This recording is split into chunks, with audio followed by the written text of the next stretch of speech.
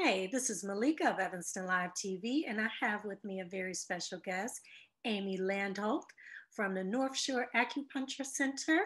I was on her show last week, and we had such an interesting conversation. I learned some very interesting information from her that I just was not expecting. And so I said, "Oh, you're going to have to come on Evanston Live TV." So, welcome to the show, Amy Landolt. Thank you. Thanks for having me. Yes, yes. So, for those who aren't, let's just start with acupuncture, period. For those who aren't familiar with exactly what is it. Now, I lived in LA for 10 years, and a lot of people swear by acupuncture. It's like a miracle, right? Um, and I told you, I paid a whole lot of money for an acupuncture facelift. And I'm like, they do acupuncture for everything. they, they do it for everything. So yes, please break it down exactly what it is and what your specialty is. Okay.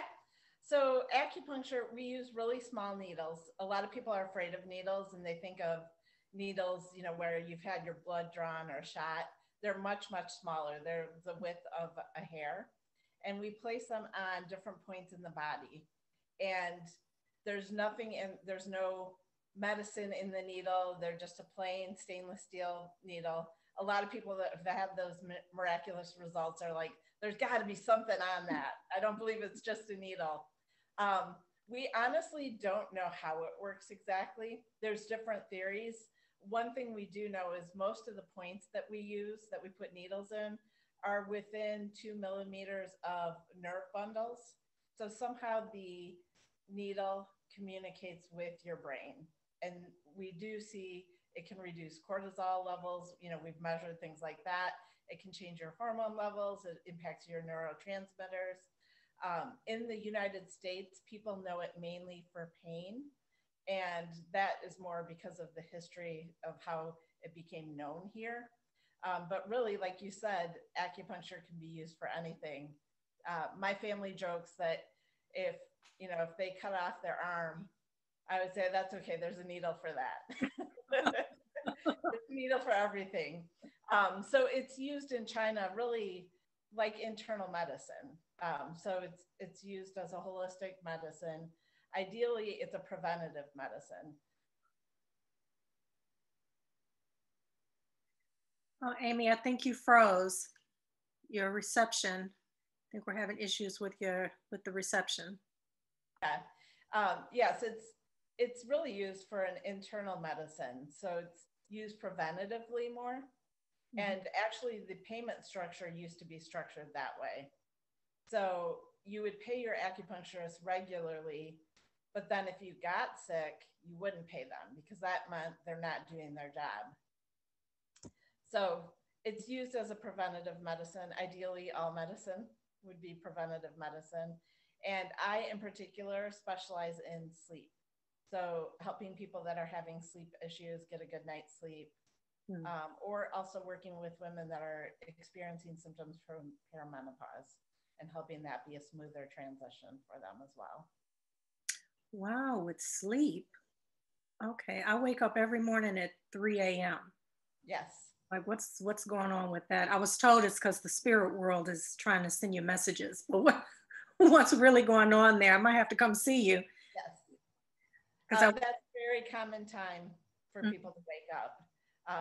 People usually have a specific time, like I wake up at exactly 3:33 or 2:58, and so people think it's because there's a train that goes by at that time or something like that, but each time is actually associated with a different energy channel in Chinese medicine, and between 1 and 3 is the liver channel. The liver channel. So it doesn't mean there's anything wrong with your liver. That just happens to be the channel that passes through your liver. Interesting. Interesting. Now, one of the things that you have brought up when I was a guest on your show was we were talking about, you had brought up the Black Panthers, which like blew me away. I was like, okay, she knows about the Black Panthers. So many people have these misperceptions of who the Black Panthers were. And for those of us who know who they were an organization that was about protecting their community, feeding their community, being there for their community. And but they were painted as this violent group. Um, but they believed in protecting from police brutality. So they were brought down and just left this horrible legacy about who they were. But those who really knew that they were a very positive organization. And so it blew me away when you brought them up because you said they were into acupuncture. And I was like, what now? I didn't know that. Yes. Didn't know that. Okay, so break that down to us. And so this is still, for me, newer knowledge that I've only known for maybe a month and a half. Mm-hmm. So acupuncture, like everything else in the United States, was colonized, right? So originally it came here as we had immigrants from China or other Asian countries, and it was just being done in that community originally. And so the story that I heard when I was in school is people know about acupuncture because during Nixon's administration, Kissinger went to China, and while he was there, a journalist that was traveling with him had to have his appendix removed. And a doctor used acupuncture for pain relief after the surgery. And he was so amazed by it, he wrote about it. And, you know, then some white people started doing acupuncture after that. Like that's what we hear about, you know, and I heard about, there was a doctor called Dr. Smith from the Bronx who was doing a protocol that people have heard of called NADA. And that's a detox protocol that was created in the 70s. And so I heard about that story, and that was one of the ways that acupuncture was used more broadly for the first time outside of the Asian community. But what I didn't hear is the complete story. So we talked about history, right? And that's what usually happens. We just get this little white fraction of the story instead of the complete story. So I was telling someone about this, and I was like, wait a minute, this story really seems incomplete for some reason to me. Like, let me look into this more. And what I discovered is back in the 70s, there was a huge heroin addiction problem in the Bronx. A lot of people believe it was because of warfare that our government was doing on our communities, the Black community, the indigenous community. We know about FBI, COINTELPRO, right? If you don't know about it, Google it. There's a lot of information there. So drugs were being pumped into the communities, and there were a lot of people that were addicted to heroin, and there weren't good rehab programs. So if someone wanted to get off of heroin, a lot of times they would have to wait over a year to get into a program. And that's obviously way too long to wait. And so the Black Panthers were actually involved in trying to create a detox program. So in 1970, specifically on November 10th, 1970, the Black Panthers and the Young Lords, which is a Puerto Rican activist group, stormed the Lincoln Hospital and took over the nursing residence. And they demanded that the hospital create a detox program. And they actually got it. And so at that time, the detox program was using methadone to help people get off of heroin. But a lot of people didn't want to use methadone because it's another drug, it's addictive. So they didn't want to take another drug when they were already addicted to a drug. And so they asked for other alternatives. So something that had been happening in parallel with all of this is because the Black Panthers were focused on healthcare and nutrition and all of those things, they had sent a delegation to China. And when they were there, Dr. Small was part of that. He is a doctor from California. He actually observed the barefoot doctors in China and learned about acupuncture. So he came back and started teaching acupuncture to different activists. And so the Black community started using acupuncture. So he wasn't in the Black Panthers, but he was the physician. He was their official physician and started training all of these activists on acupuncture. And so that was going on, and there was this demand to use something besides methadone. So one of the practitioners there that had started learning about acupuncture, I think he might have heard it from Dr. Small, but maybe somewhere else from this going on. He had learned acupuncture in Canada. So he did some research and found out that in China, they were using acupuncture in the ear to help with withdrawal symptoms. So he started using ear acupuncture as an option in place of methadone to help people in this detox program. And really, that is the foundation for community acupuncture in the United States. It was the first time that it was used broadly in a private institution. And not the most interesting, just another interesting fact about this is that doctor was Dr. Matula Shakur, who is Tupac's stepdad. Wow.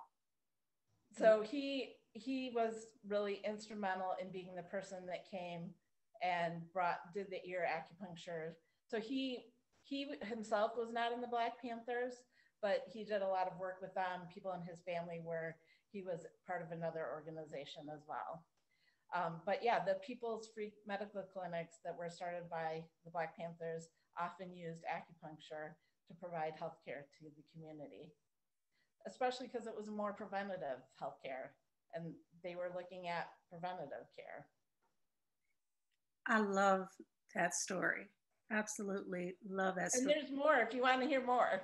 Yes, I do want to hear more. I think people need to hear. Yes, when I came on your show, we were talking about history and how important parts of history have been left out.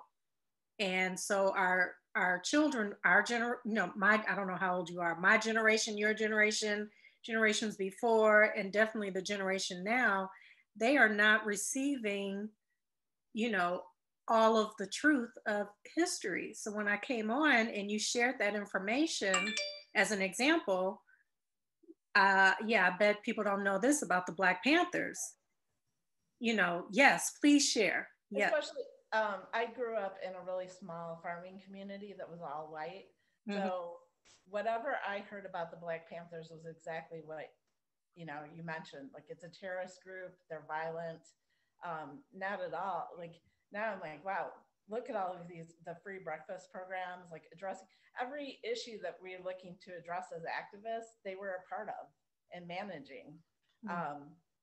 So as this was going on, so they got this program started and it was successful.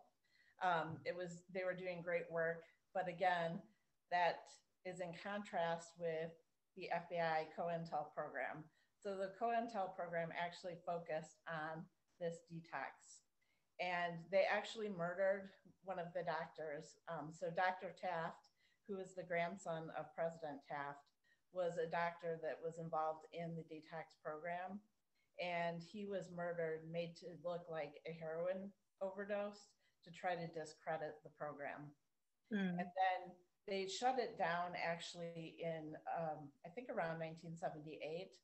They actually brought in 200 police officers and surrounded the clinic and told everyone that they were going to be sent to different hospitals or different things like that and shut it down.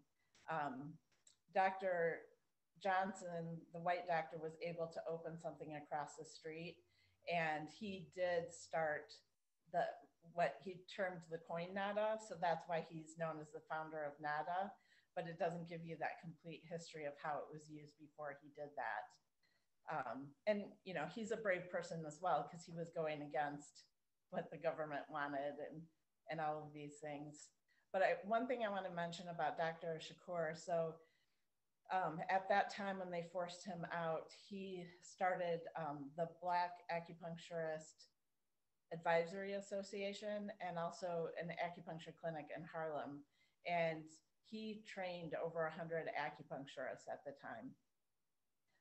They shut him down when they officially colonized. So acupuncture has only been something that you get certified in probably, I think, since the 80s. So like my acupuncturist got arrested. We used to practice acupuncture with bail money because you would get arrested, especially if you're an acupuncturist of color, right?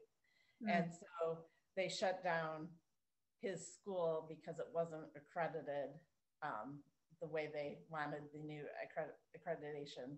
And also that impacted the Asian community. So that's why you see so many white acupuncturists now instead of people that really brought the medicine here. Um, that was just interesting to me too, the training that he did. So actually though, what I did want to say, because I would like people's support with this, Dr. Shakur was arrested and convicted in the 80s. He was involved in a bank robbery to redistribute wealth. And during that robbery, some people were killed. He was not involved in the killings at all, but he was charged with that, even though there's no evidence that he was involved in the killings. And actually, one of the persons that did kill turned and provided evidence against other people, and of course isn't in jail. So he has been in jail. He was supposed to be out on mandatory release in February of 2016, and they denied it. And now he's been diagnosed with bone marrow cancer, and they have also denied compassionate release. So you can go to Dr. Matula Shakur and learn more about his story. Sorry, drmatulashakur.com. But you can also sign a petition or donate to help with legal fees to fight to get him released. I feel like he's a political prisoner still. Yeah, so this is a man who brought a very healing concept to the community, and they snatched it away because he wasn't accredited. You know, they changed the rules on him, and apparently they closed down a lot of Asian acupuncturists because they didn't have, and they were the ones who started acupuncture. Correct? I have that correct, right? Yeah. Yeah, I didn't know any of that. That is deep. That is deep. Give the website again for him. It's Dr. Matulu, and Matulu is Mutulu, Shakur.com. Okay. Yeah, definitely want to look into that. Wow. And I don't recall Tupac ever I don't recall him talking about that. Right. Now he had another relative who we've heard more about. Um, um, she's in Cuba, I believe, and they've been trying to bring her back, and they can't find her, or it's something like that. So his family was very much about it, very much about it, just like he was. Wow, that is very, very interesting, Amy. I love that information. And one interesting thing just that's happened, I think this is just fun to share because of the Jacob Blake family. Mm-hmm. But the Blake family held a community celebration in Kenosha. Mm-hmm. And I actually did acupuncture for people in the community because this treatment is good for PTSD. So, you know, his neighbors saw him be shot, and they have trauma beyond that and where they're living, especially with the police department in Kenosha. So I was doing this acupuncture treatment, except I couldn't do it because I'm not licensed in Wisconsin. So I had to find someone who could come and put the needles in. And actually Dr. Dandridge is an acupuncturist in California. She's the one I learned all this information from. And so she connected me with an acupuncturist in that area who could do the acupuncture. And that acupuncturist had never heard this story either. So this was all new for her. But she is the director of one of the acupuncture schools. So now we have a teacher that can teach this complete history. And we have that because Jacob Blake's family pulled the community together. So I just think that's so cool. That is awesome. So what was the feedback from the community that got the acupuncture? We had so many people that did it because she was like, I don't think anyone's going to want to do that. Like, I think people will just want magnets in their ears, or they won't want to do needles. And we actually had lots of people that did it, and could feel the relaxation, wanted to learn more about it. So I think we had probably 30 people at least that tried the acupuncture. I mentioned magnets. So we have an option if people are really afraid of the needles. There's magnets or ear seeds that we can place on the points as well. And you still get good benefit from that as well. Yeah, and I did it a few times in LA, one for because I have fibroid tumors. Um, and then this one place was the specialty in, facelift acupuncture. So, I was like, well, that sounds interesting. Let me try that. But it was very, very relaxing. I mean, yeah, I felt like it eased a lot of tension. I felt like the tension was flowing through my body and out. Um, Yeah, actually, sorry, a lot of the needles that we do in the ear, they are, your vagus nerve is accessible at that spot. And so you're stimulating your vagus nerve, which puts you in rest and digest instead of fight or flight all the time. I will say his name wrong, but Dr. Resma, he's a social worker from Minnesota. It's Akin, maybe. I can post his information, but he talks about that. He has a book called My Grandmother's Hands, and he has a whole chapter about the vagus nerve and different things that you can do to activate your vagus nerve just to bring yourself down. So besides acupuncture, you can actually grab, it's just any place in the inner ear, you can grab that and squeeze that hard, and that helps stimulate your vagus nerve. Also taking a long exhale. When you exhale for a long time, it hits your diaphragm, and your vagus nerve also goes through your diaphragm. So that also triggers your vagus nerve. Interesting. Now I know some people are, yeah, they're afraid of the needles. And I share with you, I had an experience with one acupuncturist where he had put the needles like right here. Ooh, ow. Yeah. And it was very painful and I bled a little bit. So let people know a good acupuncturist from the bad ones, because I felt like I shouldn't be feeling any pain, because the others I didn't feel any pain at all. So it shouldn't be painful. It can be a little uncomfortable for some people initially, but that shouldn't last for more than 30 seconds or so. So if you are in pain beyond a minute with the needle that was put in, there's something that needs to be adjusted there.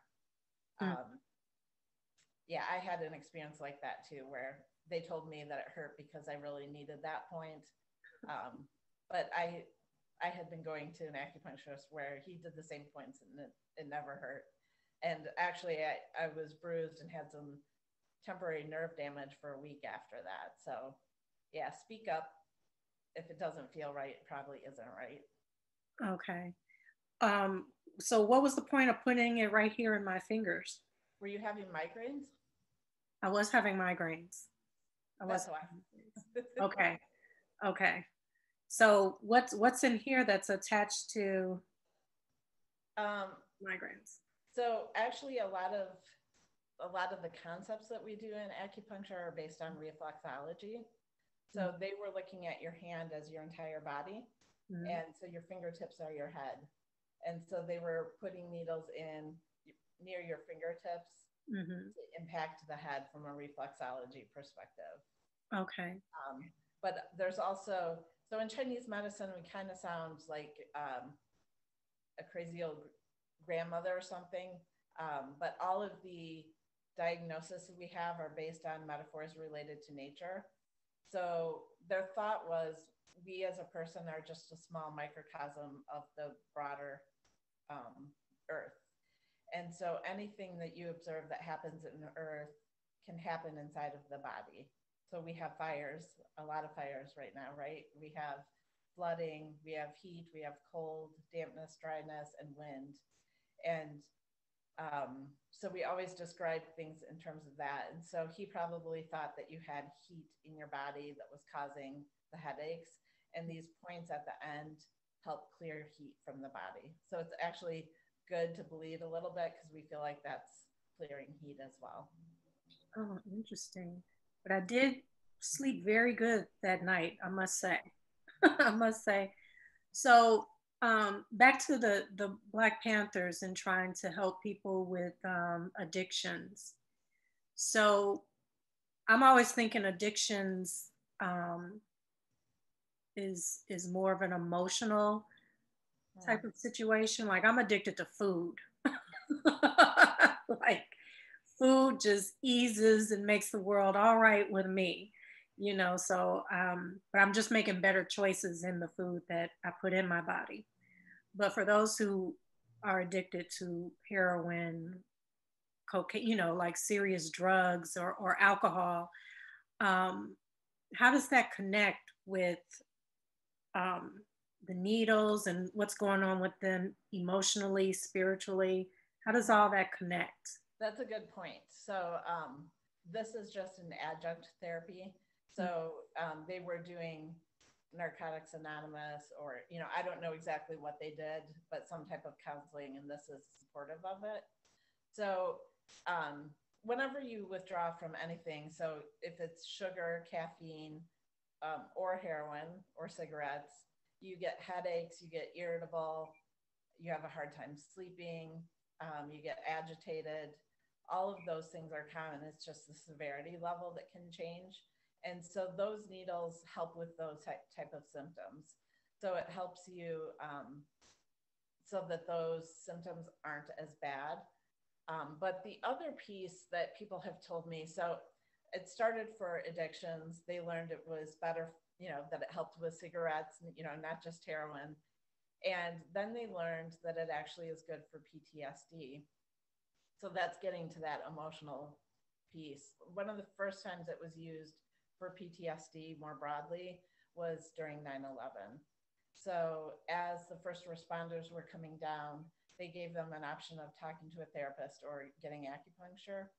And many of them selected acupuncture because they weren't ready to talk about it yet, right? They couldn't talk about what they had just seen.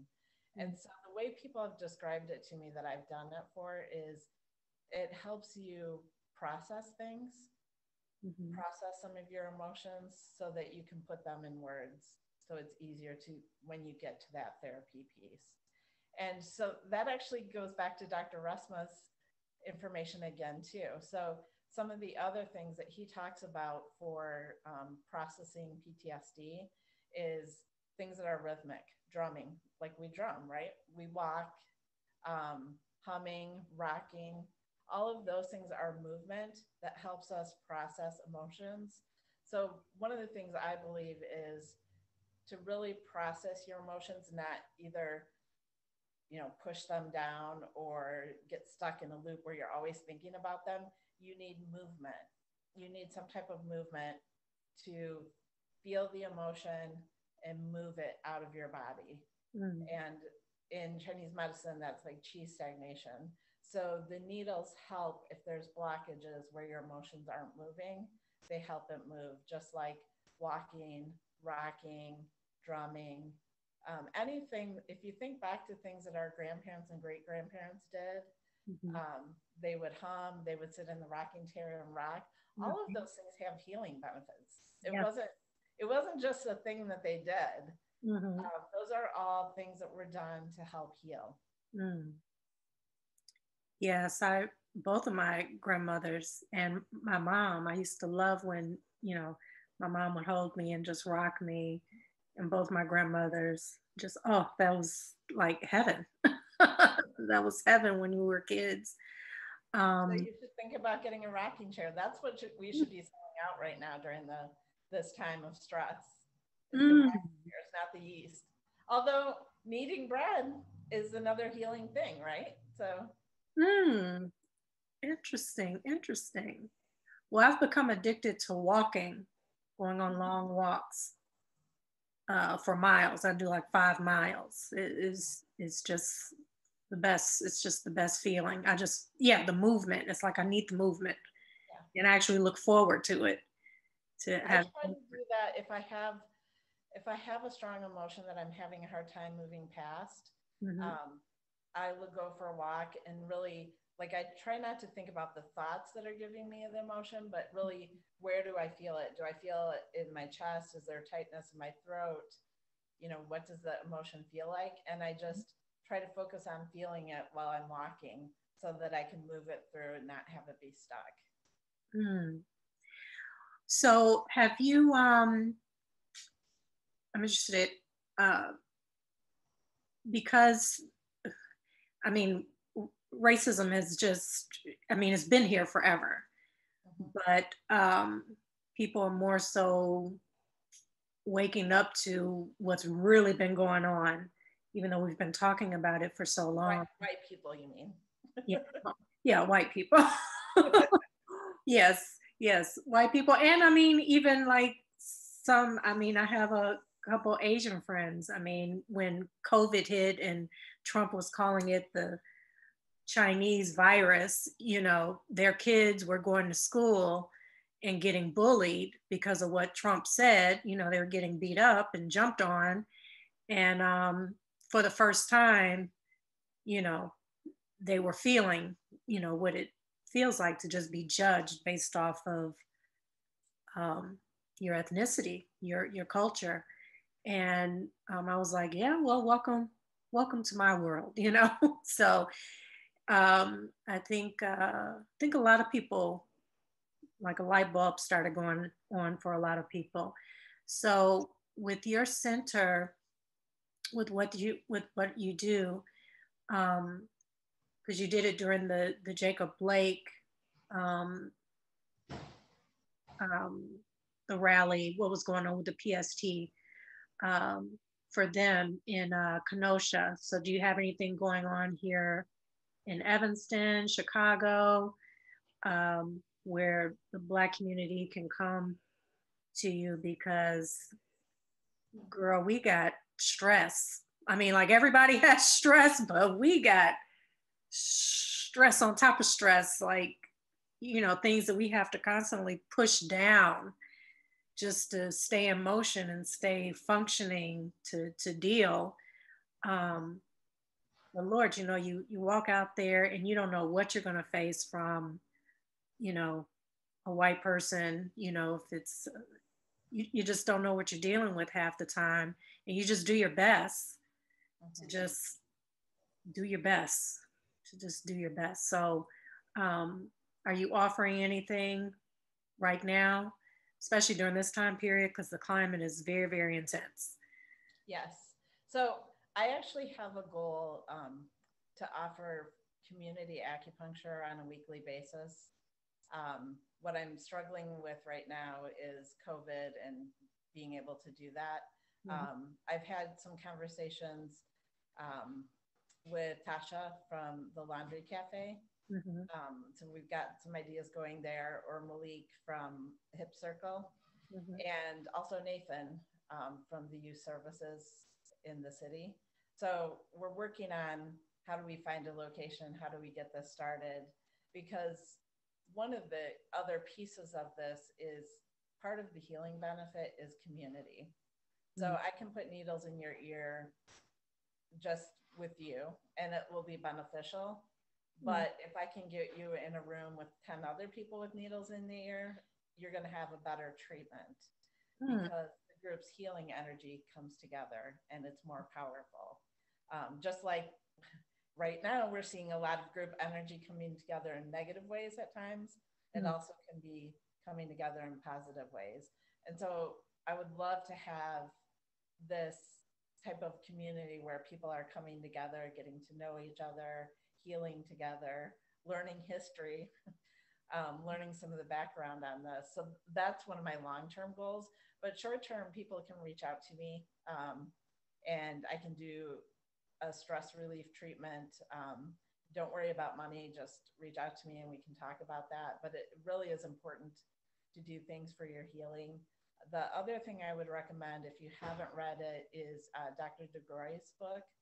the post-traumatic slave syndrome. And Dr. Rusma's book, I talked about my grandmother's hands, but both of those give context for how you can be impacted by racism and what you can do to manage the impact as much as possible. And with COVID going on right now, how does that work in terms of the needles and, you know, taking precaution and? Yeah. So right now I'm really seeing people the most part just one at a time because my office isn't big enough. And then both people are masked. So the risk is relatively low. I wear a N95 mask and don't stay too close too long. So that risk is relatively low. When we did the group acupuncture, that was outdoors. And we had the chairs spread apart 6 feet and asked people to be masked. And that's what the struggle is as far as getting a group going now. We need to find a space that's big enough that it could be safe for people to do that. But people definitely can reach out to me. And also, if you are going to come in for acupuncture for racism, I would encourage you to try to find an acupuncturist who's done some anti-racist work. You don't want them to create more trauma or harm. And I forgot to look up the website, but there is, it might just be blackacupuncturist.com, but you can look, I'll find out and post it.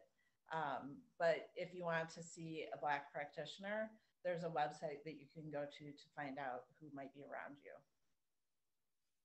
Okay.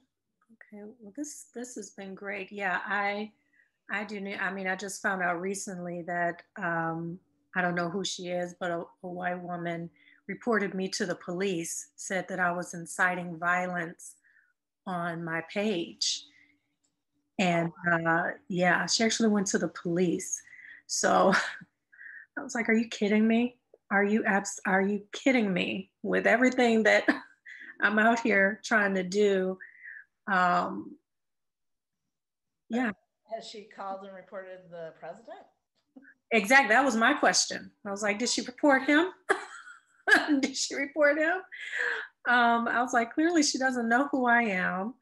The last thing I want to do is incite violence within my own community. She said, within my own community.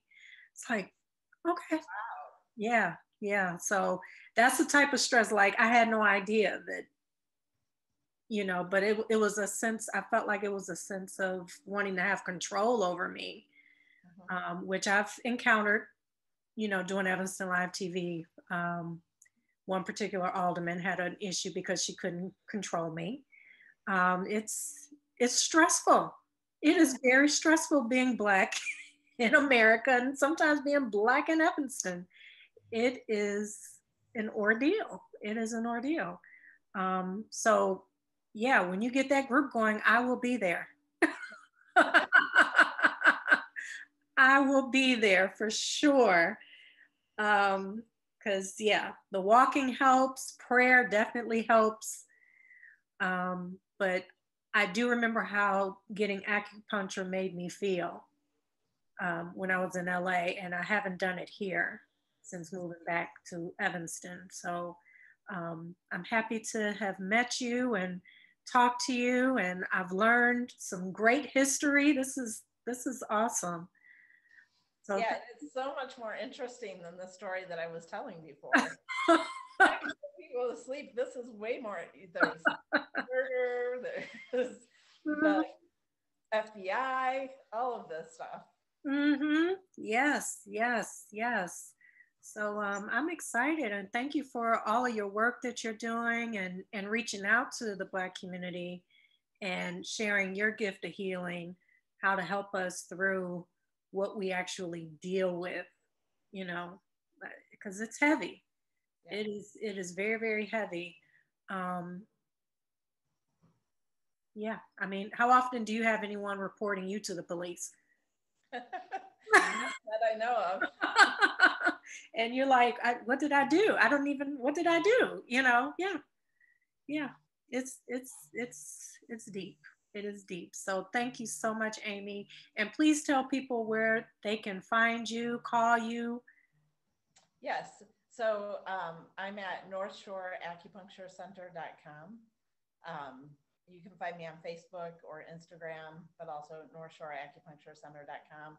If you don't want to type that much, you can type amylandolt.com and it will also link to me. So that's a little bit faster. But if you're typing acupuncture, it's ACU. A lot of people spell it wrong and think ACCU. So just make sure you spell that right.